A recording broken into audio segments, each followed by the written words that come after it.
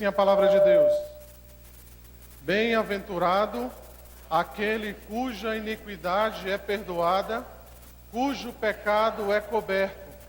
Bem-aventurado o homem a quem o Senhor não atribui iniquidade, e em cujo espírito não há dolo.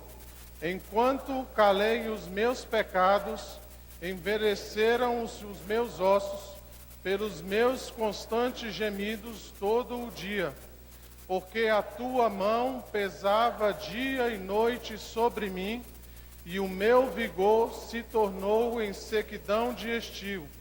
Confessei-te o meu pecado, e a minha iniquidade não mais ocultei.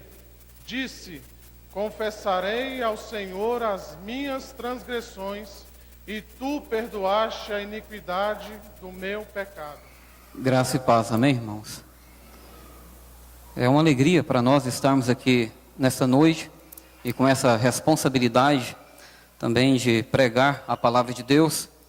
Eu e a minha família, nós somos gratos a Deus por esta igreja, pela vida dos amados reverendos, que realmente tem sido uma bênção na nossa vida, tem nos aconselhado, e isso realmente tem motivado e tem trago a nós também grande crescimento espiritual a nós.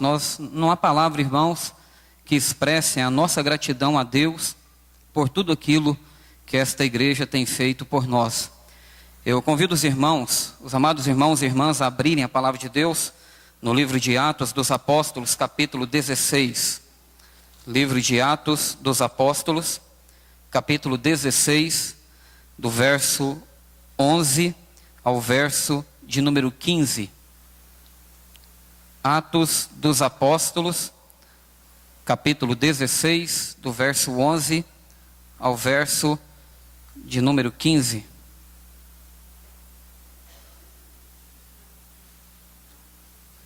Diz assim a palavra do Senhor: Tendo, pois, navegado de Troade, seguimos em diretura a Samotrácia. No dia seguinte a Neápolis, e dali a Filipos, cidade da Macedônia, primeira do distrito e colônia. Nessa cidade permanecemos alguns dias. No sábado, saímos da cidade para junto do rio, onde nos pareceu haver um lugar de oração. E assentando-nos, falamos às mulheres que para ali tinham concorrido. Certa mulher, chamada Lídia, da cidade de Tiatira, vendedora de púrpura, temente a Deus, nos escutava. O Senhor lhe abriu o coração para entender as coisas que Paulo dizia.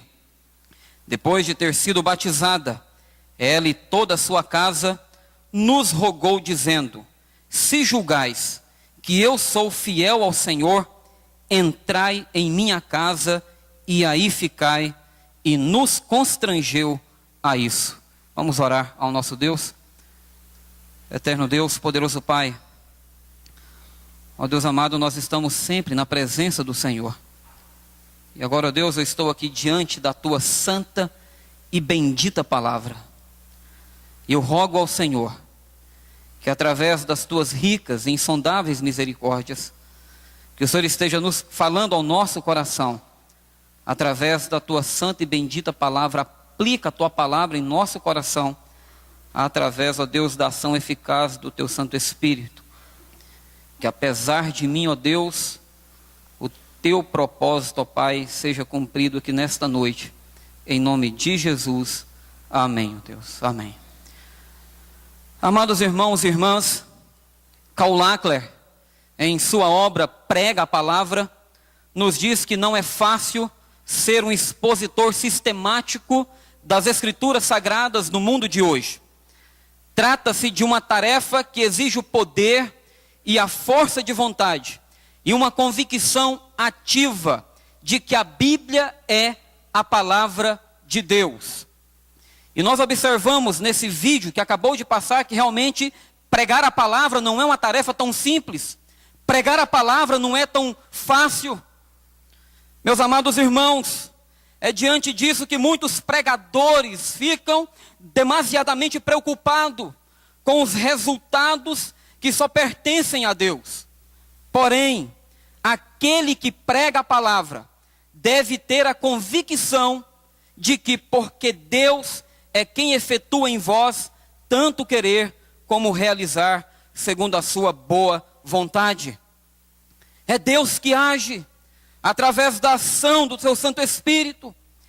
Meus amados irmãos e irmãs, Paulo aqui está na sua segunda viagem missionária.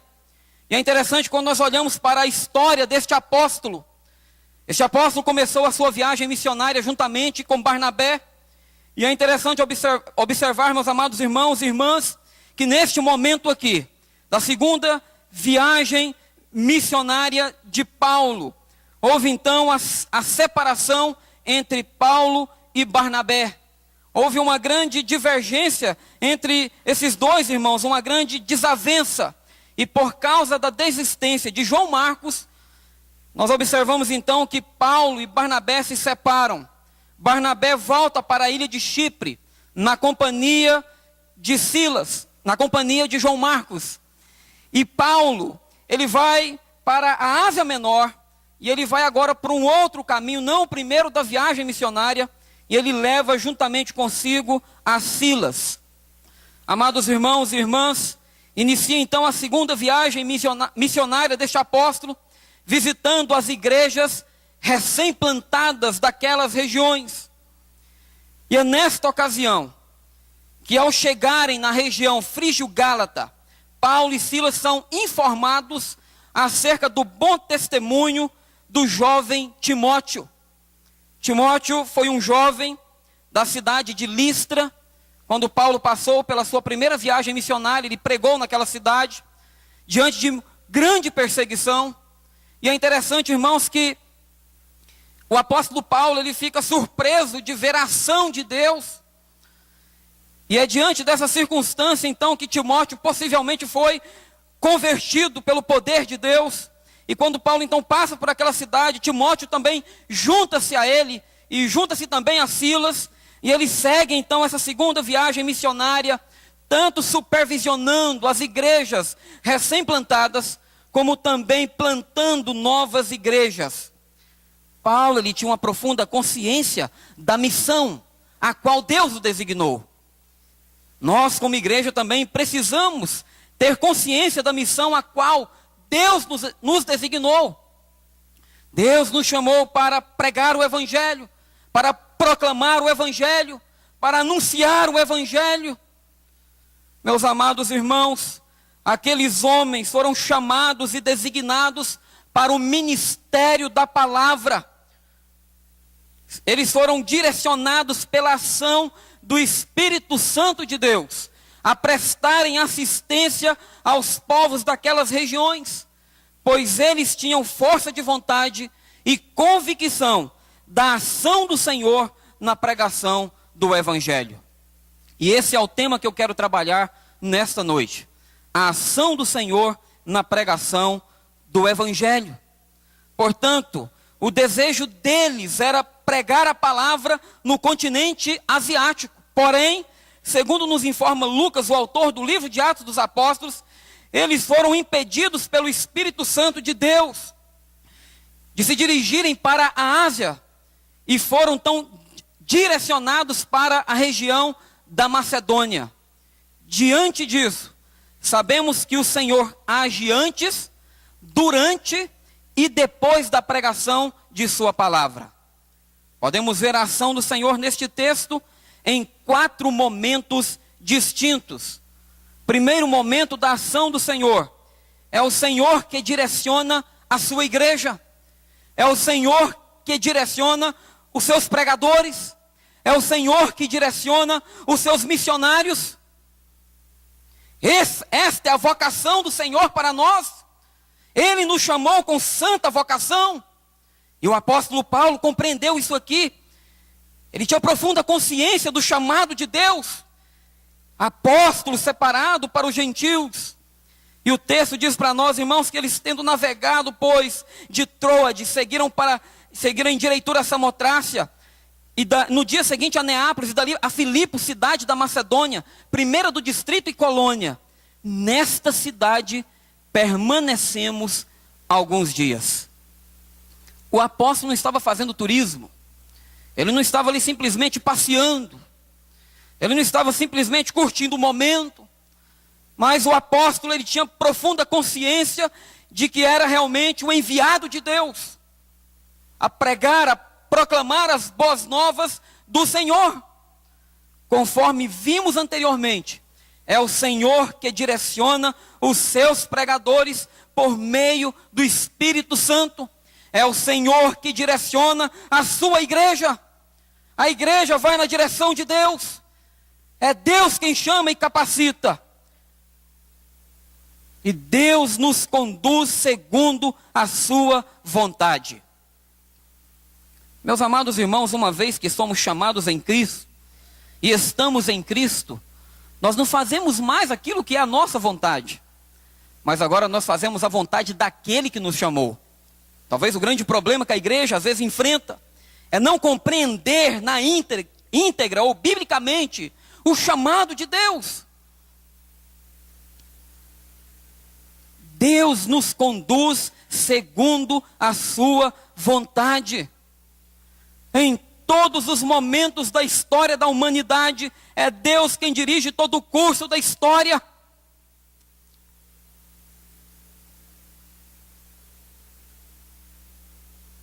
Segundo a sua vontade, cumprindo os seus eternos propósitos. Amados irmãos e irmãs, fica evidente que o nosso Deus, Ele é um Deus pessoal. Ele é o Deus que habita em nós, dirigindo-nos segundo a sua vontade. Dr. Heber Carlos de Campos, em sua obra, O Ser de Deus e Seus Atributos, diz: tudo que Deus prescreve para que o homem faça, foi formulado na sua mente eterna. Tudo que Deus faz na história, foi determinado na eternidade. Sua vontade apenas é executada na história do mundo. Mas tudo que há no mundo, que é produto de sua vontade, foi arquitetado antes do tempo existir.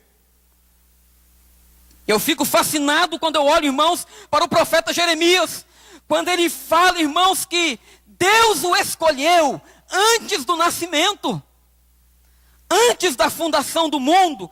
Deus já havia nos escolhido para sermos luz neste mundo. E é por isso que nós precisamos andar segundo a vontade do nosso Deus. Portanto, o que aqueles homens de Deus, Paulo, Silas, Timóteo, e aqui nós observamos agora em Atos capítulo 16, que Lucas se inclui. Ele é o narrador, mas a partir desse momento aqui, a partir do capítulo 16 de Atos dos Apóstolos, ele começa a usar o verbo na segunda pessoa do plural. E isso aqui é muito nítido no texto. Nesta cidade permanecemos, saímos. Lucas, ele agora se inclui aqui, ele está presente também. Ele agora não está relatando apenas porque ouviu testemunhas oculares, mas agora ele está presente também juntamente com Paulo, Silas e Timóteo, pregando o evangelho, proclamando a salvação. Portanto, o que aqueles homens estavam fazendo e o que nós estamos fazendo para o evangelho é um propósito determinado por Deus desde a eternidade. Nada acontece por um acaso. Nada é fruto da mera vontade do homem, mas de Deus. Ele é um Deus missionário.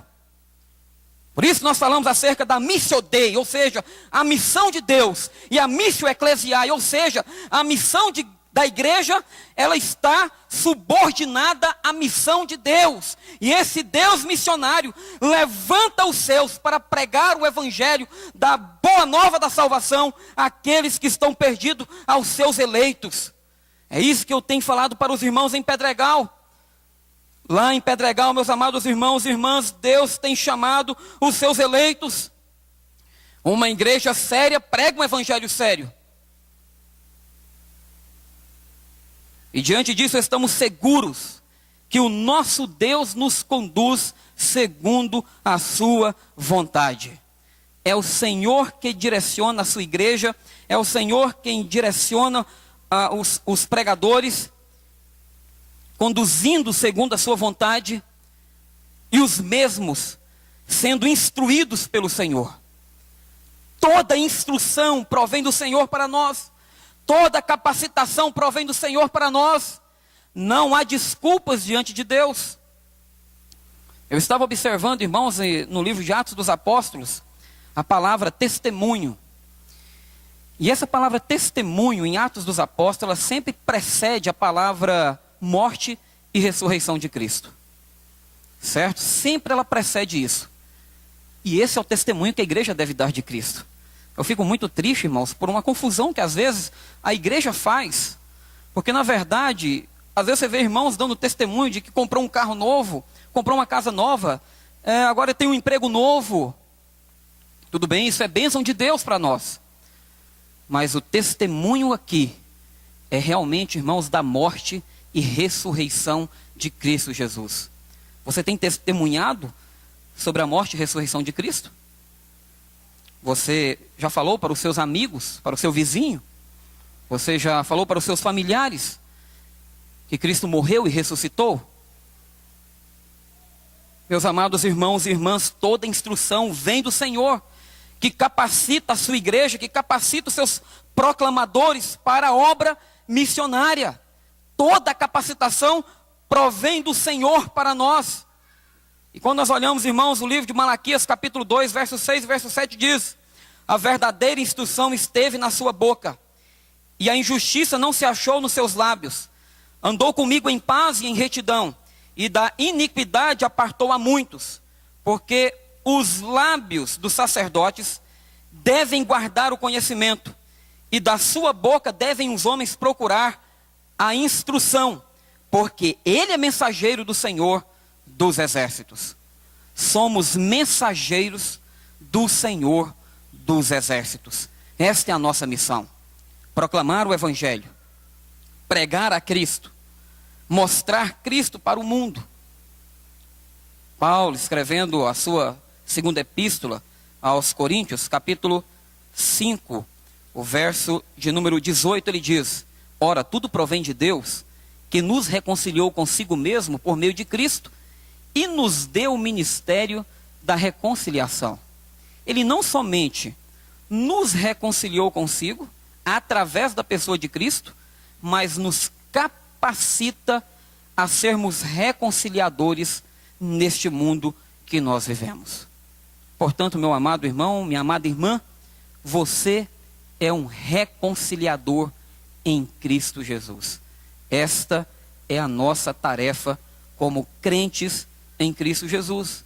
Portanto, a Bíblia nos afirma que a instrução do Senhor capacita-nos a propagar a paz, a retidão e a apartar a muitos da iniquidade. Fomos chamados para isso. Segundo momento da ação do Senhor, é o Senhor quem provê as oportunidades. E o Senhor provê as oportunidades de forma estratégica.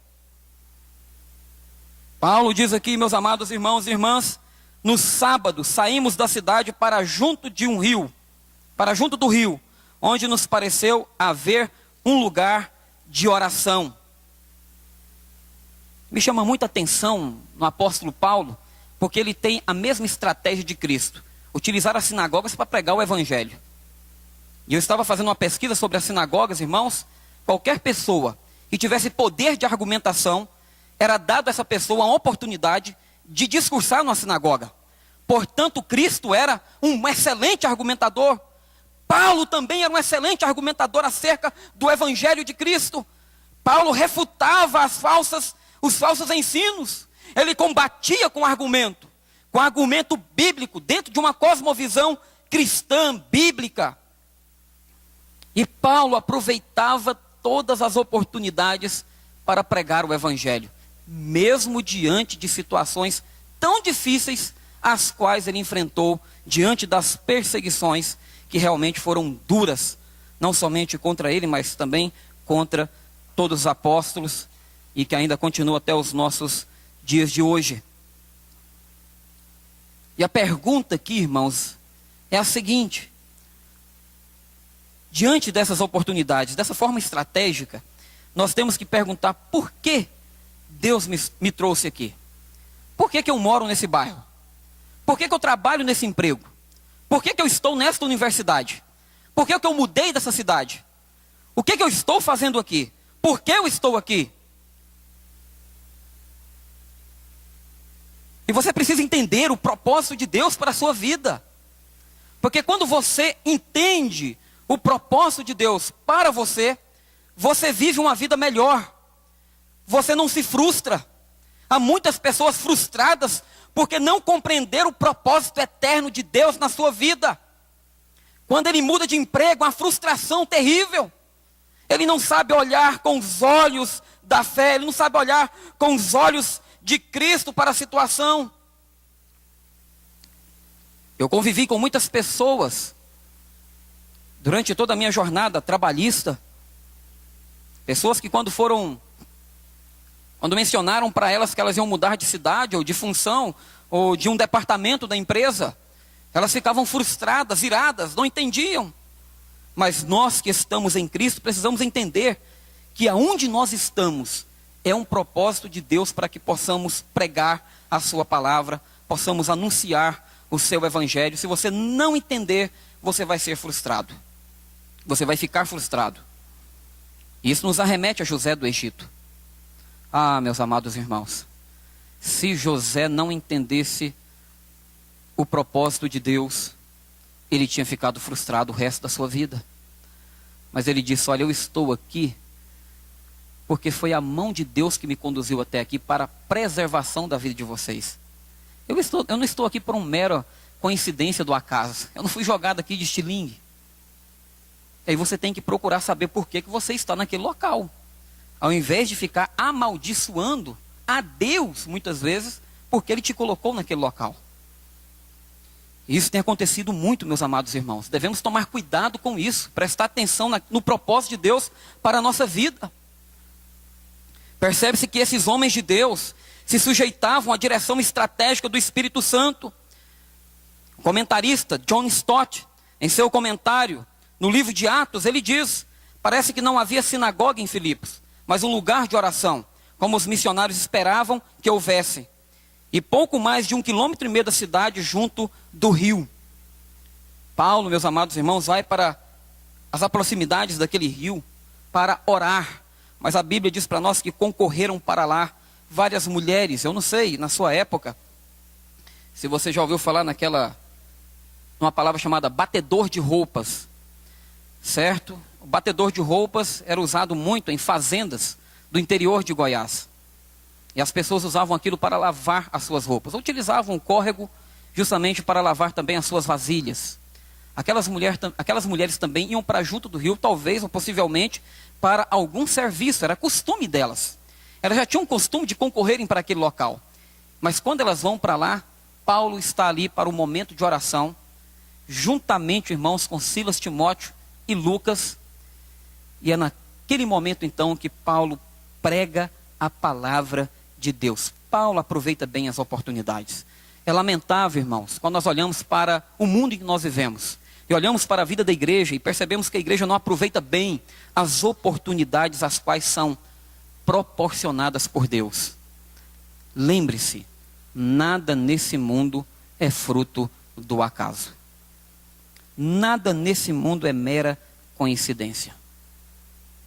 Há todo um propósito de Deus por trás de todas as coisas. As oportunidades não podem ser desprezadas, mas devem ser aproveitadas para pregarmos a palavra. Você pode pregar a Cristo na escola, na universidade, no trabalho.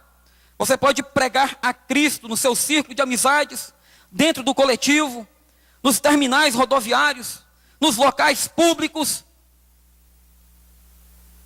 Esses dias eu estava falando com os adolescentes lá na congregação em Pedregal. Eu estava dentro de um ônibus escolar. Estávamos indo participar de algum evento da escola. E lá eu tinha um amigo meu, da nossa igreja. E no meio lá daquela bagunça entre os alunos dentro do ônibus, uma moça ficou surpresa, ela olhou para ele e disse: você é crente? Ele disse: sou. Ela disse: rapaz, se você é crente, eu quero ir para o inferno. Porque eu não estou vendo Cristo em sua vida. Meus amados irmãos, as pessoas lá fora precisam ver Cristo em nós. Como que você vai pregar? Como que você vai ser uma igreja que proclama? Ou como você vai proclamar as boas novas, se as pessoas lá fora não veem o caráter de Cristo em você?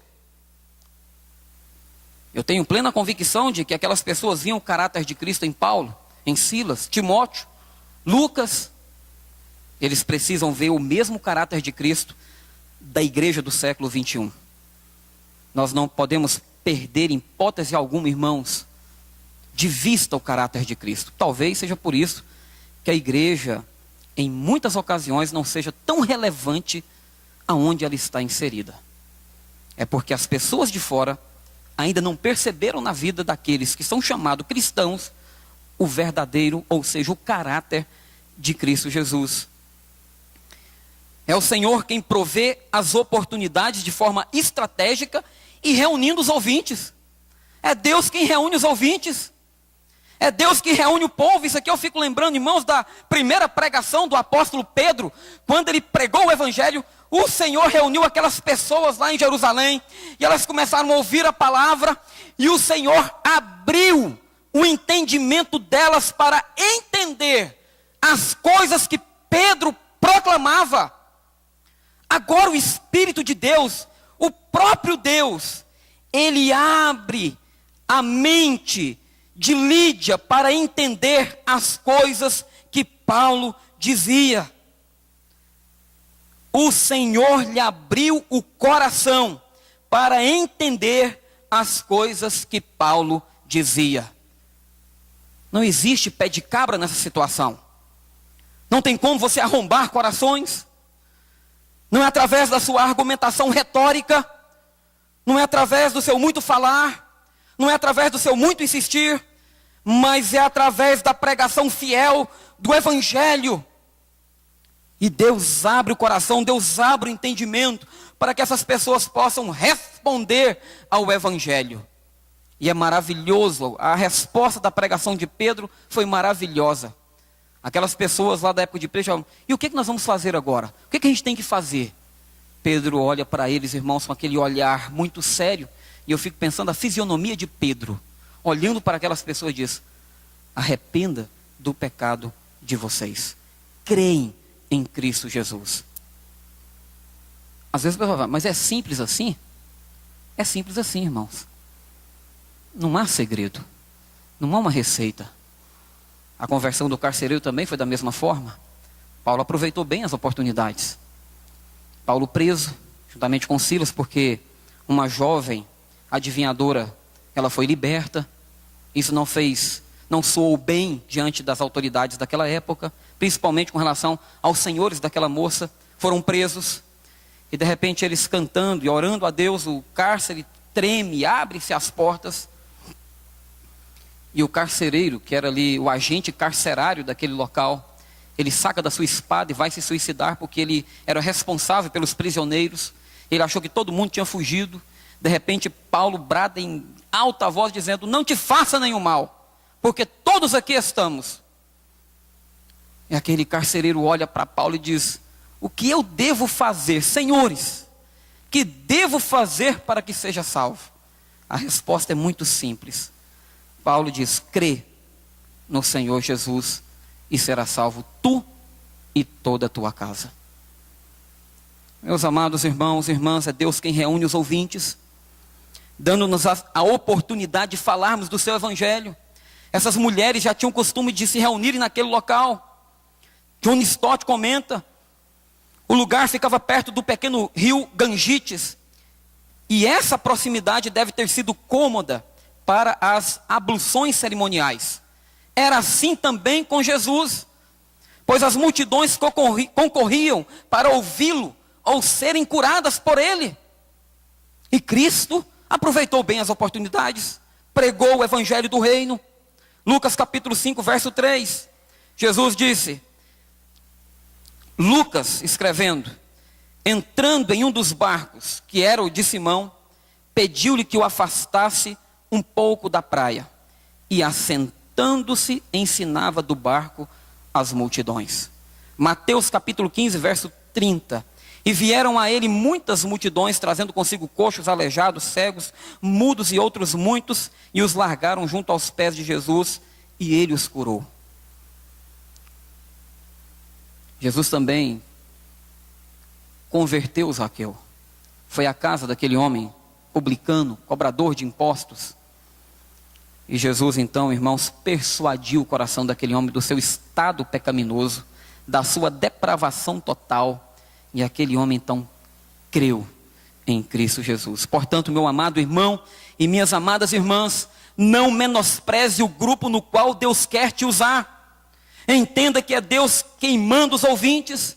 Se você recusar tal grupo, você prestará contas a Deus. A responsabilidade é sua. A responsabilidade é de toda a igreja. A responsabilidade é nossa. Terceiro lugar, é o Senhor quem provê a conversão. Versículo de número 14. Certa mulher chamada Lídia, da cidade de Tiatira, vendedora de púrpura, temente a Deus, nos escutava. O Senhor lhe abriu o coração para entender as coisas que Paulo dizia. Segundo Luiz Berkoff, somente Deus pode ser considerado o autor da conversão. E este é um ensino claro das Escrituras Sagradas. No Salmo 85, verso 4, o salmista diz: restabelece-nos, ó Deus, da nossa salvação. E em Jeremias capítulo 31, verso 18, Efraim ora, converte-me e serei convertido. O que nos chama a atenção aqui também é que Lídia, ela era temente a Deus, porém não tinha Cristo como seu único e suficiente Salvador. Mas ela estava atenta, observando o que Paulo estava pregando. A Bíblia não diz o que Paulo pregou. Mas quando nós olhamos para as epístolas de Paulo, e quando nós olhamos aqui também para os discursos de Paulo em Atos dos Apóstolos, meus amados irmãos, o tema dominante é morte e ressurreição de Cristo. Paulo não abria mão. Cristo morreu e ressuscitou. E porque ele ressuscitou, nós também ressuscitamos nele. Amados irmãos e irmãs, então fica bem claro que a conversão de Lídia, ela não estava ligada às obras da lei, pois o fato de alguém ser judeu, isso não quer dizer que ele esteja salvo. Você não é salvo por aquilo que você não faz, ou por aquilo que você faz, e sim pela vontade de Deus em Cristo Jesus. Não é você que dá o primeiro passo, não é você que vai atrás de Cristo, porque na condição em que você estava, você não tinha condições, ou na condição em que você está, você não tem condições para isso. Você está, muitos estão encerrados no pecado, na depravação total, mortos em seus delitos e pecados. Você não pode se achegar a Deus. Você não pode se achegar a Cristo. Se tem uma coisa, irmãos, impossível ao homem, isso então é a impossibilidade para o ser humano. A Bíblia é muito clara. É Deus que vem ao nosso encontro. Deus foi ao encontro de Lídia, converteu aquela mulher e toda a sua casa, todos eles foram batizados. Deus converteu o coração do carcereiro. Meus amados irmãos, quem converte é Deus. Esta é uma obra do Espírito Santo do nosso Deus. Cabe à igreja proclamar, mas a conversão cabe à ação eficaz do Espírito Santo do nosso Deus. Há um conceito errado no seio da sociedade sobre salvação, onde muitos se julgam salvos pelo simples fato de não praticar alguma coisa que, segundo o seu conceito, seja pecado. Então não adianta justificarmos a nossa moralidade, sendo que a Bíblia, na verdade, nos diz que somos imperfeitos e pecadores. E no Evangelho de Lucas está registrado que quem vai atrás de pecadores é Cristo. Evangelho de Lucas, capítulo 19, no versículo 10, Jesus na casa de Zaqueu olha para Zaqueu, no verso 9 ele diz: hoje houve salvação nesta casa, porque também este é filho de Abraão. Ou seja, não que ele seja filho exatamente de Abraão, mas ele é filho da promessa. Este é filho da aliança. Porque o Filho do Homem veio buscar e salvar o perdido. E a pergunta nós fazemos aí para o verbo: quem veio buscar e salvar o perdido? Jesus Cristo. Jesus Cristo veio buscar e salvar o perdido. Veja o que a Bíblia nos diz. Salmo 51, verso 5. O salmista diz: eu nasci na iniquidade e em pecado me concebeu minha mãe. Romanos capítulo 3, verso 23, pois todos pecaram e carecem da glória de Deus, portanto, necessitamos de conversão, a qual só pode ser concedida por Deus. É Deus quem nos faz ouvir a sua palavra. E aqui está muito claro nas Escrituras Sagradas. O Senhor lhe abriu o coração. O Senhor lhe abriu o coração para entender as coisas que Paulo dizia. E Lídia estava escutando atentamente. Agora, nessa sociedade secularizada, materialista, consumista que vivemos, muitos não têm tempo para ouvir a palavra de Deus. Se prestarmos bem atenção, o texto nos diz que Lídia parou para ouvir a palavra do Senhor, a palavra de Paulo.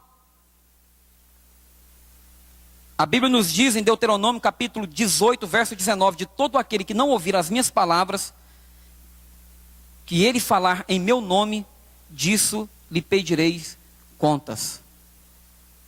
Jesus, lá no final do Sermão do Monte, no capítulo 7 de Mateus, Jesus Cristo então ele fala: todo aquele que ouvir estas minhas palavras e as colocar em prática, será comparado a um homem que edificou a sua casa sobre a rocha.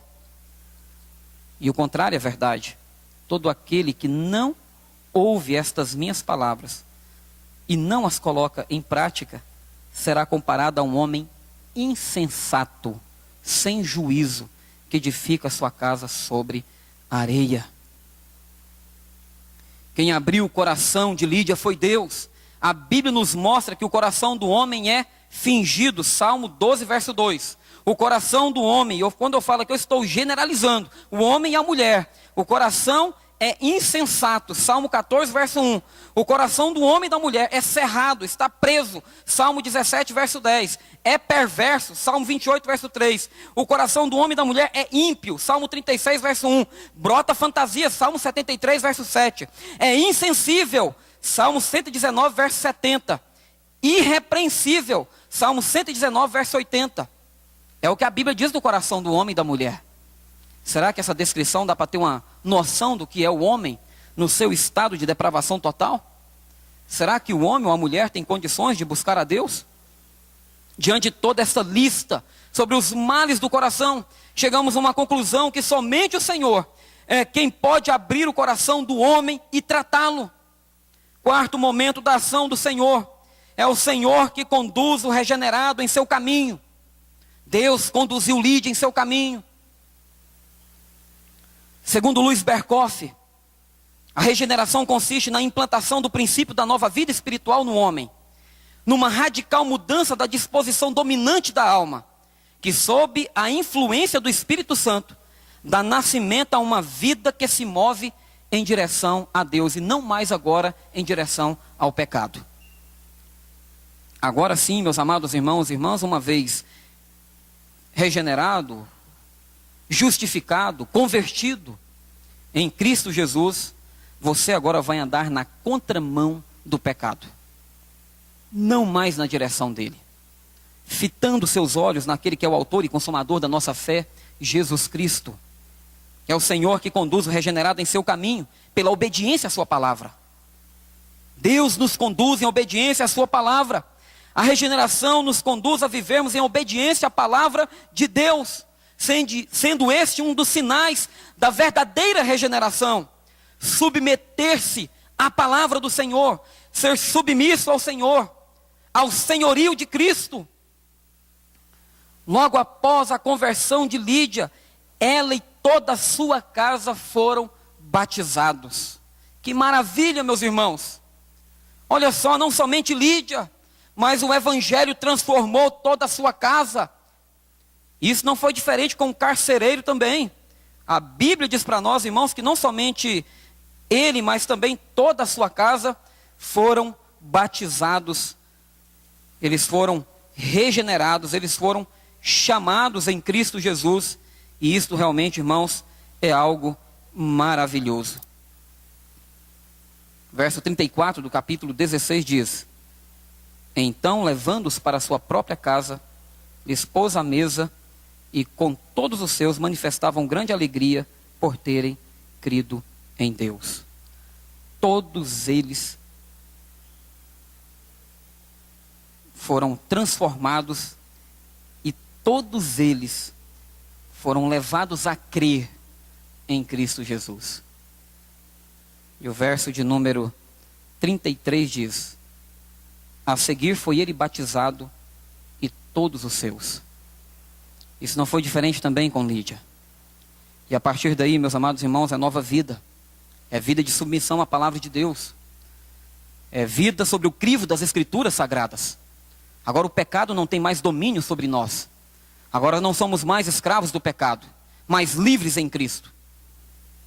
A confissão de fé de Westminster diz: o batismo é um sacramento do Novo Testamento, instituído por Jesus Cristo, não só para solenemente admitir na igreja visível a pessoa batizada, mas também para servir de sinal e selo do pacto da graça, de sua união com Cristo, da regeneração, da remissão dos pecados e também da sua consagração a Deus por meio de Jesus Cristo, a fim de andar em novidade de vida. Agora sim, é novidade de vida, é vida nova, é vida comprometida com o Evangelho, é vida de proclamação. Por isso que a igreja é chamada para proclamar o Evangelho, para anunciar a paz. A igreja tem que fazer diferença no seu contexto em que ela está. O mundo lá fora precisa perceber o caráter de Cristo na vida da igreja.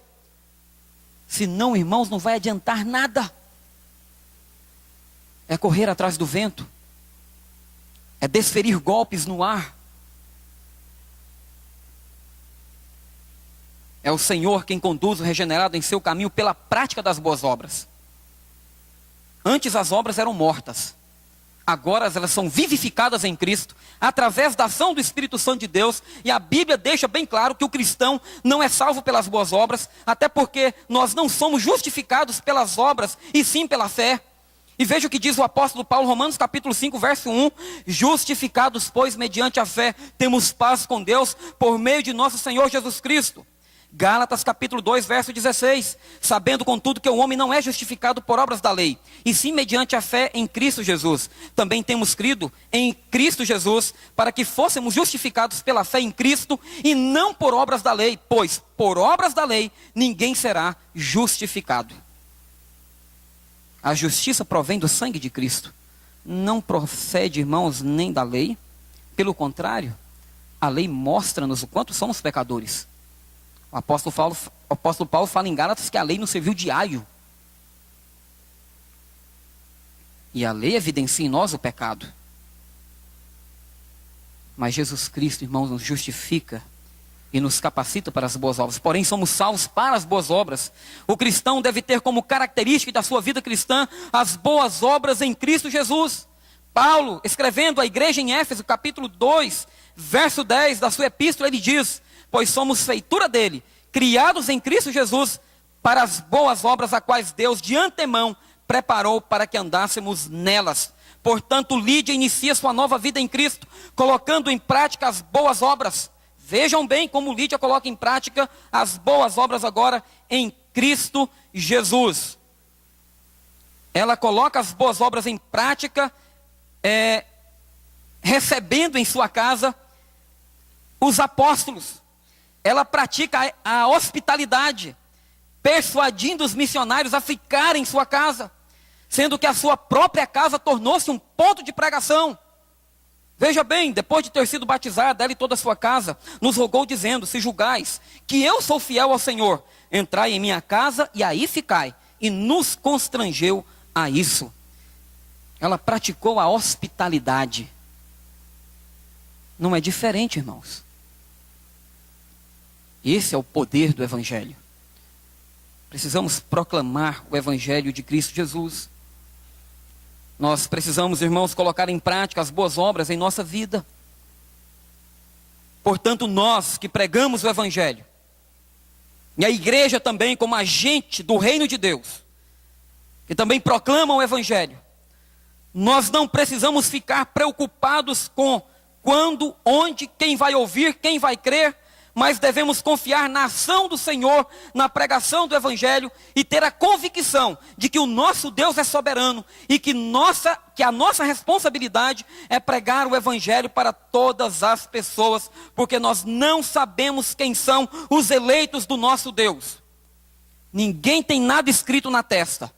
Precisamos pregar o Evangelho, anunciar as boas novas, e cabe ao nosso Senhor e Cristo chamar os seus eleitos através da proclamação da sua santa e bendita palavra. Diante de tudo isso, você deve observar que pregar a palavra de Deus, que ao pregar a palavra de Deus, você deve confiar no Senhor e não somente em sua estratégia. Paulo não confiava em suas estratégias, Paulo não confiava em sua retórica, mas Paulo confiava no poder de Deus. Você deve ter consciência de que não é a sua capacidade natural que convencerá as pessoas do pecado, mas é Deus quem abre o coração e concede entendimento, porque senão você vai ficar frustrado. Eu conheço muitos crentes, irmãos, frustrados, que eles pelejam, pregam o Evangelho para a família, pregam o Evangelho para os amigos, e aí parece que eles não veem nada acontecendo, eles desistem facilmente. Mas não creia que é você quem vai abrir. Creia que o poder é do Espírito Santo de Deus. Paulo, quando ele está escrevendo aos Tessalonicenses, ele demonstra uma surpresa muito grande de ver a repercussão que o Evangelho teve na cidade de Tessalônica, porque ele ficou lá poucos dias, e em poucos dias que ele pregou foi o suficiente para que Cristo chamasse os seus eleitos naquela cidade. Então o poder não é do apóstolo, mas de Cristo. Você não precisa ficar preocupado com as suas dificuldades. O Senhor mesmo é quem nos capacita para a sua obra. O autor que eu citei no começo dessa pregação, Karl Lackler, ele informa para nós, irmãos, que o poder da força de vontade e uma convicção ativa de que a Bíblia é a palavra eterna de Deus é que deve permanecer no nosso coração e na nossa vida. Precisamos crer no poder do Evangelho e, como igreja do Senhor, nós precisamos então, com responsabilidade, proclamarmos o Evangelho de Cristo Jesus. Vamos orar mais uma vez? Eterno Deus, poderoso Pai. Ó Deus amado, muito obrigado pela Tua graça, pelo Teu amor e pela Tua compaixão, ó Deus. Eu sei que a minha estrutura, ó Deus, é pó. Eu sei muito bem quem eu sou. Mas eu conheço o Senhor pela Tua palavra. E te peço, ó Deus, em nome de Jesus, que o Senhor esteja aplicando a Tua palavra. Apesar de mim, ó Deus, aplica a Tua palavra em nosso coração, através da ação eficaz do Teu Santo Espírito. Em nome de Jesus. Amém, ó Deus. Amém, Pai.